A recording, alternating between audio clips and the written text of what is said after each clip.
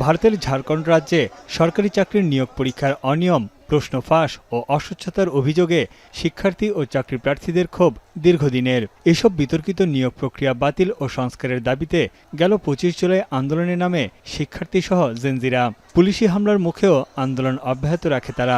অনির্দিষ্টকালের অবস্থান কর্মসূচি, অনশন ও প্রতিবাদের মুখে অবশেষে মাথা নত করতে বাধ্য হয় রাজ্য সরকার। ২০১৪ সালের পর থেকে ঝাড়খণ্ড পাবলিক সার্ভিস ও স্টাফ সিলেকশন কমিশন সহ বেসরকারি এজেন্সির মাধ্যমে নেওয়া ৪৪টি নিয়োগ বাতিল করে রাজ্য সরকার। এরই মধ্যে পরীক্ষা বাতিলের একটি তালিকাও প্রকাশ করেছে তারা। এছাড়া এসব ঘটনা তদন্ত করে ফাস্ট ট্র্যাক আদালত গঠনের মাধ্যমে দ্রুত নিষ্পত্তির আশ্বাস দেন মুখ্যমন্ত্রী Hemant Soren. Breaking news, Airtel এখন সার্কেল।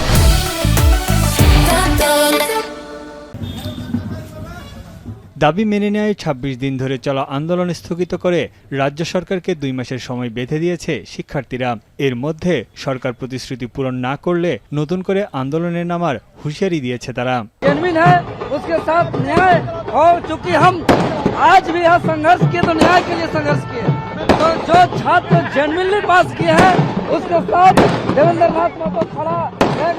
এদিকে পরীক্ষা বাতিলের সিদ্ধান্তে চাকরি হারানোর শঙ্কায় পড়েছেন নিয়োগ পাওয়া ২,০০০-এর বেশি চাকরিজীবী।